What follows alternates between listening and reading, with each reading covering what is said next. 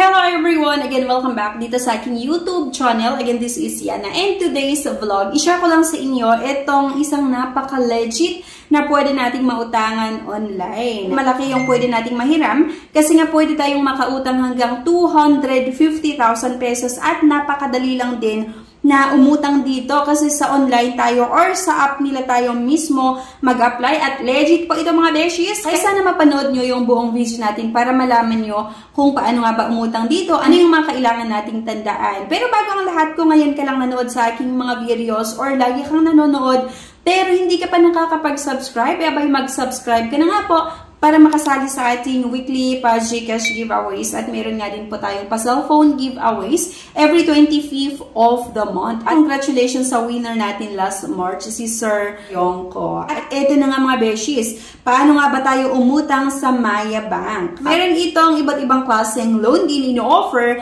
Merong Maya Easy Credit, merong Maya Personal Loan, at meron ding Maya Pay in 4. Sa video na ito, mag-focus tayo dito sa Maya Easy Credit at Maya Personal Loan. Sa Maya Credit ay pwede tayong makautang hanggang 30,000 credit limit. Documents required ay wala po, basta syempre meron tayong account sa Maya Bank at dapat laging nagagamit yung account nga natin sa Maya Bank. Meron itong payment terms up to 30 days. Ang service fee naman as low as 3.99% of the principal amount subject to credit evaluation. The exact service fee will be reflected in your Maya app and in the disclosure statement. Makikita nyo naman yung service fee once na nag-apply na tayo kasi makikita nyo mismo sa app or sa disclosure statement nga.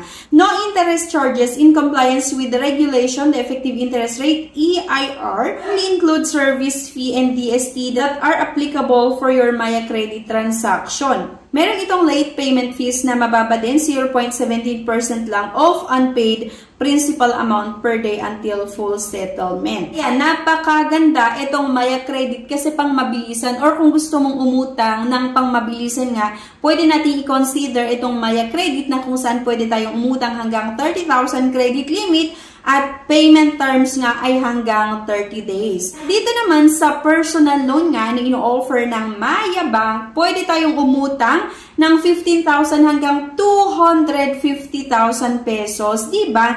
Napakagandang offer ito. Basta nga, syempre meron tayong account sa Maya Bank at lagi natin itong ginagamit. Ang requirements na kailangan natin i-submit para sa mga employed, mamimili kayo dito kung ano yung proof of income na i-submit natin. Pwede yung latest payslip o di kaya yung certificate of employment and compensation.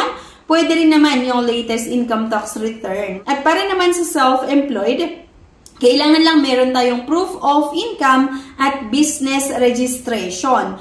Meron itong payment terms na hanggang 24 months at pwedeng tumaas hanggang 48 months soon. Okay? So, di ba napakahaba din mga beshes itong ino-offer na loan terms. Kaya talaga hindi tayo mahirapan sa pagbabayad. Kasi akalain mo, kung uutang ka, tapos bayaran mo within 24 months, marami talaga yung araw. Para di ba maghanap tayo ng pambayad natin doon nga sa ating monthly amortization. Kung i-compara nyo, di ba, sa ibang mga loan app na within 7 days lang, kailangan mo nang bayaran yung halos buo ng inutang mo, kasama pa yung nagsisitaasang service fee or mga processing fees.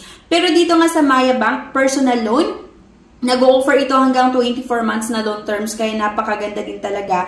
At yung service fee naman pwedeng ma-waive, early access promo. Okay, meron itong documentary stamp na kung saan pwede rin ma-waive, early access promo. At may interest lang ito mga beshes na 0.77, diba? Napakababa itong interest niya. As low as 0.77% monthly add-on rate for 24 months. Kung i-compare natin, diba? Sa ibang mga bangko na 1.30, 1.40, 1.50, 1.80 yung monthly interest nila. Pero dito nga sa Maya Bank personal loan, as low as 0.77% monthly add-on rate for 24 months at 1.40% naman monthly effective interest rate. Yung exact monthly interest rate naman ay makikita nyo mismo sa Maya app once nga na mag-apply tayo at doon din po sa disclosure statement. At paano nga ba tayo umutang, di ba? Nakakatuwa din kasi nga pwede nating isubmit ang ating loan application via nga sa Maya app.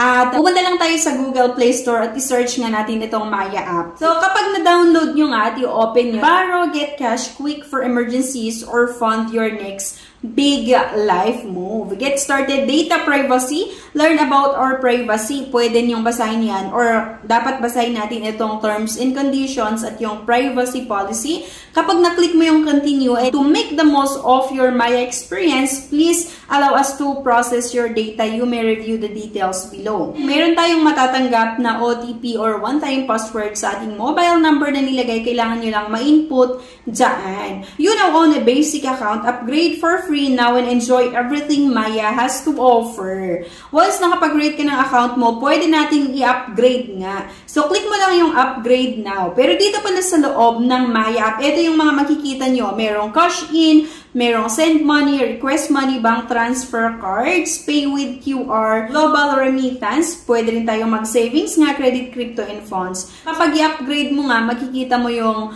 wallet, savings, credit, loans, and cards. Click lang natin mga beshies yung upgrade your account. Complete your Maya experience. Ito nga daw yung mga ID na tinatanggap nga. Philippine National ID or PhilSys ID, itong Philippine Driver's License, UMID, Philippine Passport, Postal, PRC, SSS ID, yung foreign passport, yung NBI clearance, pwede rin naman Integrated Bar of the Philippines ID at other ID. Dito nga mga beshes, kailangan natin mag-upload ng valid ID at mag-selfie nga. Select nature of work. Piliin nyo lang dyan at kailangan nating sagutan itong nationality, date of birth, place of birth, yung city, current address, yung country nga at state, province. All good. Once na okay na, sa tingin mo okay naman lahat ng mga infos mo, click lang natin yung submit.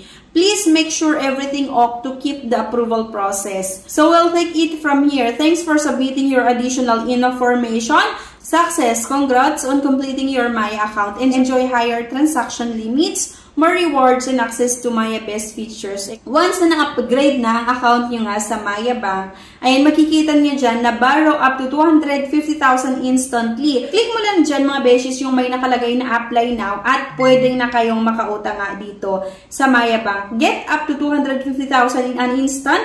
Pay with easy monthly installment up to 6 months. Enjoy a monthly add-on rate of as low as 0.83%, effective interest rate of 1.4% per month. Ayan lang, so bali share ko lang sa inyo and actually, okay, so ayan lang, bali share ko sa inyo kung paano nga umutang dito, ano yung mga kailangan nating tandaan, at kung gusto mo nga makautang dito, go ka na sa Google Play Store or App Store, i-search mo na nga yung Maya Bank at i-download mo, then simulan mo na gamitin yung app nila para diba sa susunod ay pwede na nga tayong makautang hanggang 250,000 pesos at pwede talaga ito or napakaganda itong pwede nating i-consider na mautangan kasi mababa yung interest, mahaba yung loan terms at napakabilis nga din yung pag-process nila ng ating loan application at isasubmit nga lang natin yung application natin via nga sa Maya Bank app. Kaya talagang hassle-free na rin. Hindi nyo na kailangang pumunta sa kanilang branch para mag-apply. Yan lang mga beshies. Anyway, thank you for watching. Please don't forget to click the subscribe button.